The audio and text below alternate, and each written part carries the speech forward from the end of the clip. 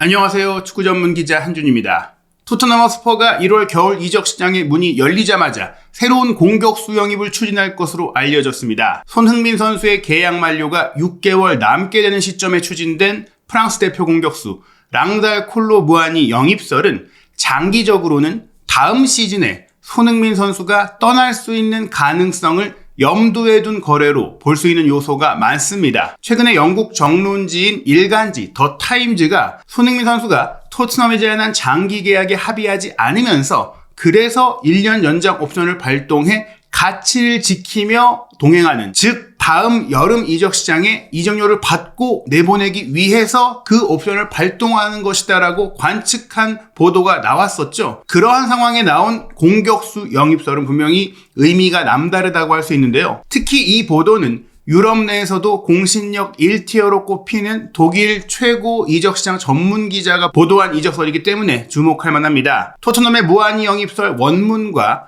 무아니의 영입이 토트넘의 공격진 재편성 과정에서 손흥민 선수와 결별을 암시한다고 볼 수 있는 이유를 분석해드리도록 하겠습니다. 플로리안 플래텐베르크, 스카이 스포츠 독일판의 가장 유명한 기자죠. 최근 특히 영국 쪽의 소식을 함께 네트워크를 구성하면서 밀도 있게 보도하고 또 빠르게 보도하고 있기 때문에 주목받고 있는 기자인데요. 플로리안 플래텐베르크가 우리 시간으로 12월 26일 새벽에 내놓은 내용을 보면은 랑달 콜로무아니가 이번 겨울 이적 시장 기간 동안 파리 생제맹을 떠날 예정이라고 알린 것입니다. 무아니가 프랑스 선수이긴 하지만 독일 출신 기자인 플래텐베르크 기자는 무아니가 프랑크푸르트에서 활약하던 시절부터 취재를 해왔고 그 무아니의 파리 이적 과정도 가장 밀도 있고 빠르게 보도해 오면서 이 무아니 측 관계자 및 이 관련된 인사들과의 취재망을 구축한 것으로 보입니다. 그래서 파리에서 지금 주전 경쟁에 어려움을 겪고 있는 과정 속에 무아니의 이적 움직임을 포착한 것인데요. 이미 잠재적인 그 무아니를 원하는 팀들과 임대 계약에 대한 구체적인 논의를 진행하고 있다는 것이니까 협의 중이다, 협상 중이다라고 볼 수 있는 상황이겠죠.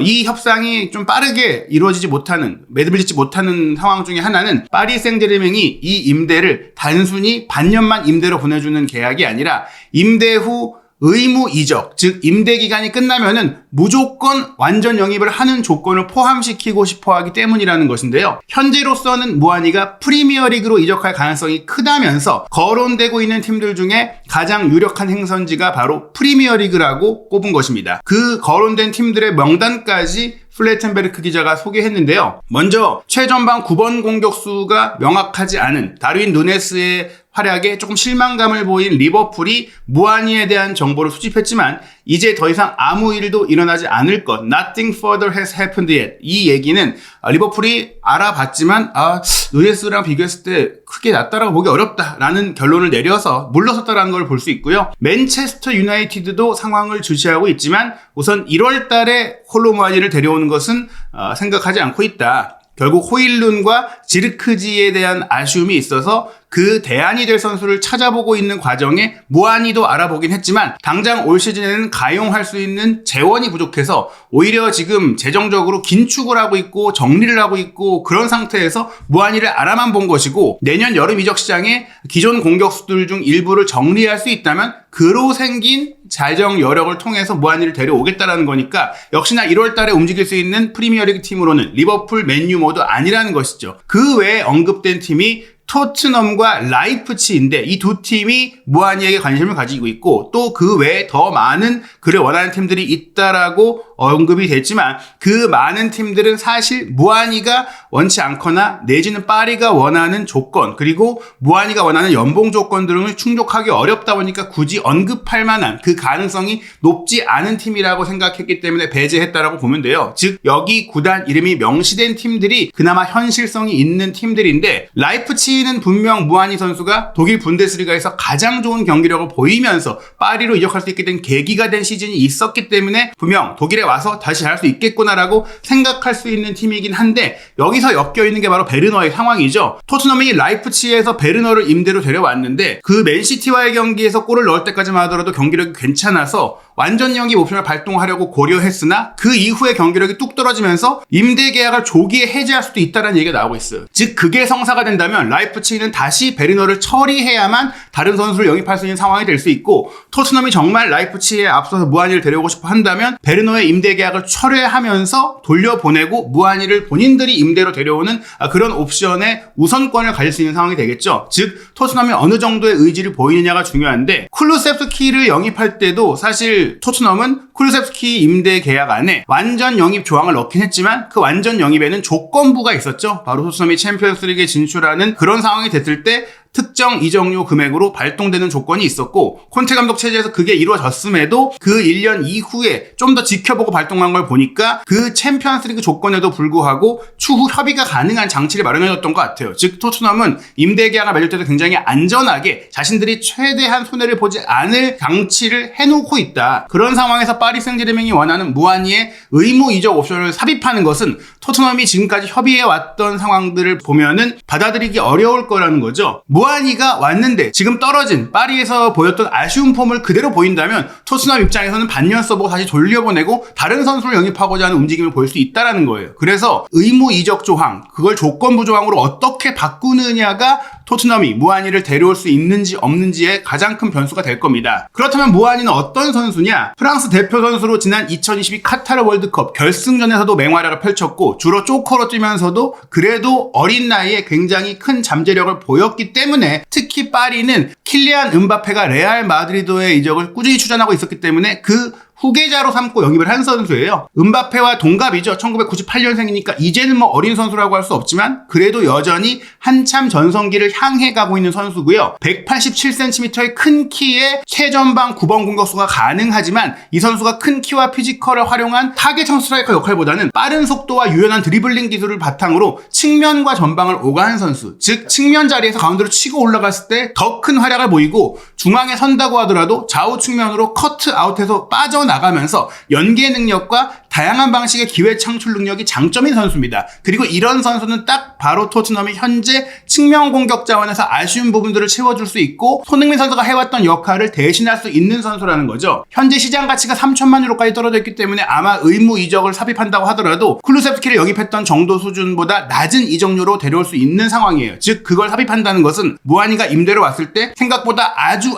잘해서 가치가 더 올라간다고 하더라도 저렴하게 데려올 수가 있으니까 일단 6개월 임대는 충분히 해볼 만한 가치가 있다는 거예요. 그 의무 이적 조항에 삽입될 고정액은 두고 의무 이적이 아닌 조건부 이적으로 세밀한 조항을 만들어 놓는다면 토트넘이 합의에 이를 수 있다는 것이죠. 파리 입장에서는 2028년까지 무하니와 계약이 되어 있기 때문에 이 부분은 이 선수에게 고액 연봉을 제시한 상황이다 보니까 어찌 보면 조금 손해를 보더라도 정리하고 다른 공격수를 영입하고자 하는 의지가 담겨 있으니 어떻게 보면 협상에선 토트넘이 더 유리할 수 있는 부분들이 있습니다. 지금 무하니 같은 경우에는 최전방 자리를 이제 결정할 때 루이스 엔리케 감독이 피지컬이 좋은 무하니보다 축구 지능이 좋은 이강인 선수를 더 우선시해서 기용할 정도로 지금 무하니의 입지가 좁기 때문에 엔리케 감독과 연장 계약을 체결한 파리 입장에서는 무하니가 앞으로 더 남아있다고 하더라도 이것은 잉여 자원이 될 수밖에 없다라는 결론이 나왔기 때문입니다. 무하니는 낭뜨 유스 출신으로 낭뜨에서 프로 선수로 데뷔해서 어린 나이부터 굉장히 주목받는 활약을 펼쳤어요. 그리고 이 낭뜨에서의 활약을 바탕으로 프랑크푸르트로 이적을 했고 계약 만료와 함께 이적을 했기 때문에 낭뜨는 어떤 이득을 보지 못한 상태에서 프랑크푸르트에서 한 시즌만 뛰고 파리로 이적하면서 기록한 이적료가 무려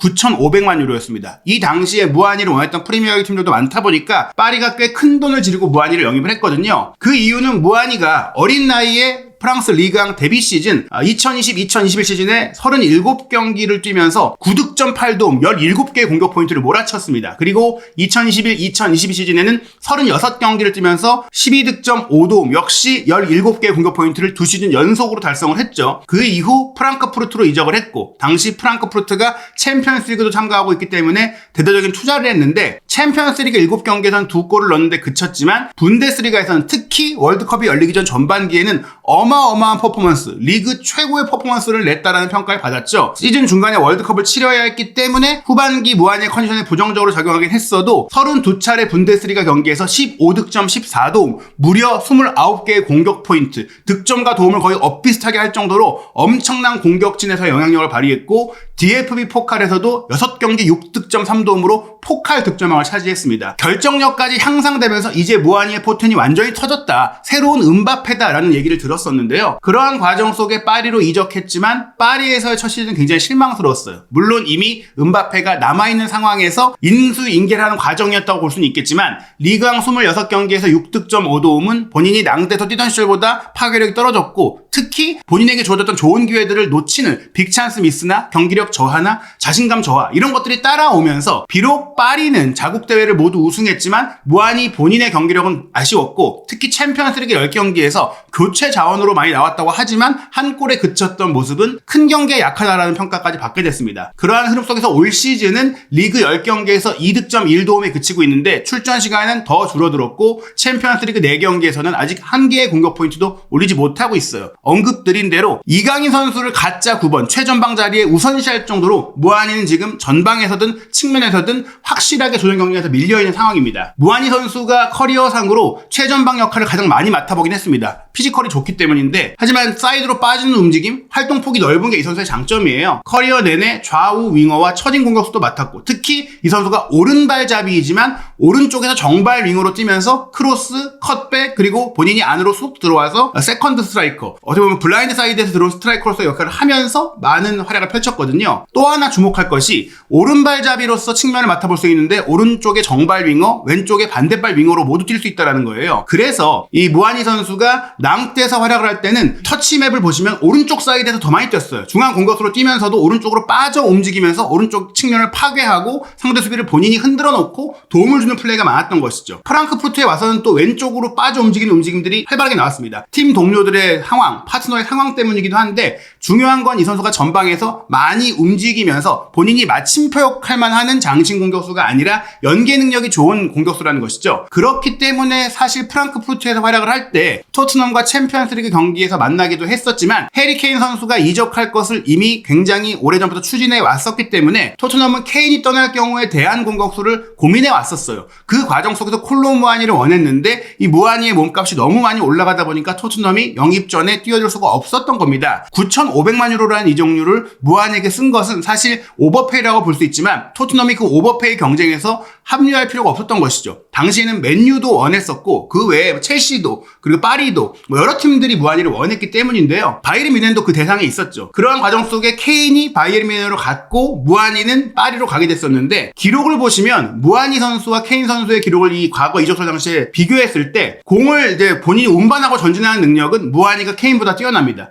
반면 케인은 본인이 이 밑으로 내려와서 가짜 9번처럼 10번 역할을 맡으면서 패스를 찔러주는 능력이 더 뛰어나죠. 이런 스타일의 차이는 있지만 본인이 슈팅 기록을 만들어내기보다는 슈팅 상황을 본인의 연계 플레이로 끌어내고 도와주는 그런 연계형 공격수, 플레이메이커형 공격수가 가능하다는 거예요. 무한이는 플레이메이커라기보다는 윙 역할을 하는 스트라이커라고 볼 수 있으니까 이런 점들은 공격 전술의 스위칭 플레이라든지 또 유연한 변화에 큰 도움이 되기 때문에 스타일은 다르지만 케인과 같은 역할을 무한이가 할 수 있는 선수라는 것이죠. 박스 안에서의 볼터치는 좀 더 많고 또 어리고 케인보다는 몸싸움을 즐겨하기 때문에 정통 9번의 역할도 겸할 수가 있는데 다만 이제 파리에서 고전하고 있는 이유가 무한이 선수가 프랑크푸르트에서 한참 잘할 때는 프랑크푸르트의 축구 스타일이 속공, 역습형이었거든요. 패스트 앤 다이렉트, 빠르고 직접적인 공격을 할 때 이 무한이의 속도, 운동 능력이 빛났는데 토트넘 같은 경우에는 물론 지금 전방 압박을 굉장히 강하게 하고 있고 나름 이제 지배하는 축구이긴 하지만 속공을 원하고 있으니까 무한이를 잘 쓸 수는 있는데 파리에서 지금 고전하는 이유가 완전히 볼을 지배하고 장악하고 어떻게 보면 상대의 지역으로 넘어가서 상대의 지역을 가득 채우고 공간이 많이 없는 상태에서 경기를 하다 보니까 무한이가 갖고 있는 공간이 많을 때 속공 축구나 역습 능력이 잘 발휘되지 못하는 그 문제가 있어요. 그렇기 때문에 무한이가 9번 역할도 이강인 선수에게 밀리고 있는 거죠. 지공 상태에서의 역할이 좀 떨어지기 때문인데 토트넘도 사실은 한 수 아래의 팀을 상대할 때는 그들이 내려서서 역습을 하다 보니까 지공 상태인 경우가 많고 그런 경우들이 또 손흥민 선수의 장점이라든지 솔란케의 장점을 더 돋보이게 하지 못하고 있는 부분들이 있다 보니 감독을 바꾸고 전술을 바꿔야만 무한이가 온다고 하더라도 잘 쓸 수 있지 않느냐라고 생각을 할 수가 있습니다. 그래서 무한이가 온다는 것은 손흥민 선수의 역할을 대체할 수 있는 선수이기도 하지만 포스테코글루 감독이 아닌 다른 감독이 올 경우까지 대비한 영입이 아니겠느냐라고도 생각할 수가 있는 겁니다. 무한이 선수가 개인적으로 커리어 하이를 찍었던 2022-2023 시즌 프랑크푸르트 분데스리가 시절의 기록을 보시면 90분당 경기당 슈팅은 2.3회로 분데스리가 전체 선수들 중에 30위에 불과했습니다. 본인이 슈팅을 많이 때린 선수는 아니에요. 하지만 스트라이커로서 기회 창출이 경기당 1.5회로 11위일 정도로 동료에게 기회를 많이 만들어주는 선수입니다. 즉 솔랑키를 거금에 영입을 했고 히샬리송도 남는 상황이 된다면 그 선수들과 공존할 수 있는 공격수 유형이라는 거죠. 드리블 성공률은 분데스리가 전체 선수 중에 4위에 해당할 정도였으니까 그 점에 있어서도 솔랑키와 히샬리송과는 다른 장점을 갖고 있다는 겁니다. 스트라이커들 중에서 가장 연계 능력, 돌파 능력, 그리고 볼터치를 통한 기회 창출 능력이 좋고 박스 안에서의 볼터치는 경기당 8.8회로 분데스리가 당시 전체 공격수 중에서 1위였거든요. 그 점들은 역시 공을 소유했을 때 약점이 있는 히샬리송과 솔랑키를 보조해줄 수 있는 선수라는 겁니다. 결국 솔랑키와 히샬리송을 공격수로 남겨놓고 있는 토트넘이 랭크셔나 벨리스, 스칼렛 같은 이런 유망주들은 다시금 임대를 보내거나 매각할 가능성이 있고 무하니가 온다면 이 선수들이 뭐 한 명이 다치면은 로테이션 공격수로 쓸 수 있고 안 다치면은 오른쪽 사이드에 배치할 수 있는 선수로서 기용할 수 있다는 거예요. 그러면은 왼쪽 사이드에 손흥민 선수가 있어야 되는 게 아니냐라고 생각하실 수 있는데 이미 오도베르를 영입을 했죠. 오도베르 선수가 또 프랑스 선수로서 좌우 측면이 모두 가능한 테크니션인데 이 선수가 가장 잘하는 위치는 왼쪽입니다. 그렇기 때문에 손흥민 선수에다가 베르너까지도 팀을 나갈 수 있고 마이키 무어는 어린 선수인데 조금 더 경험을 쌓고 성장하라고 임대를 보낼 수가 있어요.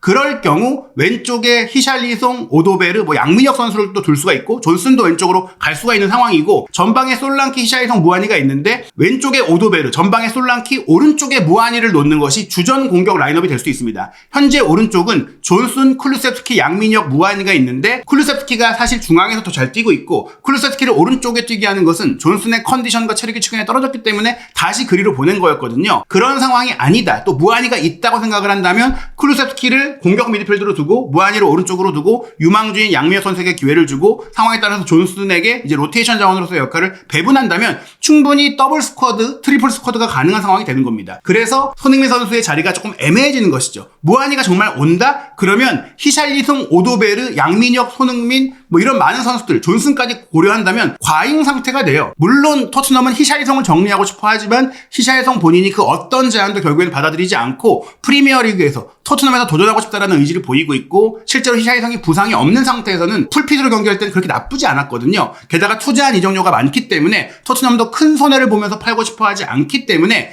무하니와 함께 합을 맞추게 하는 방안, 또 히샬리송이 왼쪽에서 뛸 때 솔랑키와 합이 좋았는데 히샬리송, 솔랑키, 무하니의 3톱을 또 가동해보는 방안, 이런 여러 방안들이 있다는 것을 생각해 본다면 공격 라인에 무하니가 온다는 것은 베르너의 임대는 조기에 종료될 수 있고 그게 아니면 최소한 올 시즌이 끝나면 종료가 되고 돌아갈 것이고 여기에 손흥민 선수까지 팀을 떠날 수 있는 상황을 고려할 수 있다는 겁니다. 무하니가 온다는 것 자체만으로도 나이가 꽤 들었고 1년 옵션을 발동해도 계약이 1년밖에 남지 않는 손흥민 선수를 토트넘이 남겨둘 이유가 없어지는 거예요. 전술적으로, 구조적으로, 스쿼드의 뎁스상으로 그렇습니다. 그래서 무하니가 정말로 온다면 그 얘기는 토트넘이 손흥민 선수를 내보낼 내부 결정을 했다라고도 보시면 될 것 같아요. 물론 올 시즌은 동행을 하겠지만 무하니가 반년 동안 못할 경우 무하니와 완전 계약을 안 해야 되니까요. 그런데 무하니가 잘한다? 그러면 내년 여름 토트넘은 편안한 마음으로 손흥민 선수를 내보내고 매각할 준비를 마쳤을 것입니다. 게다가 1월 달에 무하니가 당장 와야 하는 이유는 오도베르가 이미 시즌 아웃에 가까운 부상으로 빠져있고 양민혁 선수의 경기력이 어떨지 모르고 브레넌 존슨의 경기력이 뚝 떨어져 있는 가운데 베르너 역시 자신감을 잃었잖아요. 그래서 측면 공격 자원의 뎁스가 크게 줄었습니다. 그래서 손흥민 선수 혼자만 활약할 수가 없어요. 1월 달에도 8경기의 강행군 일정이 지속됩니다.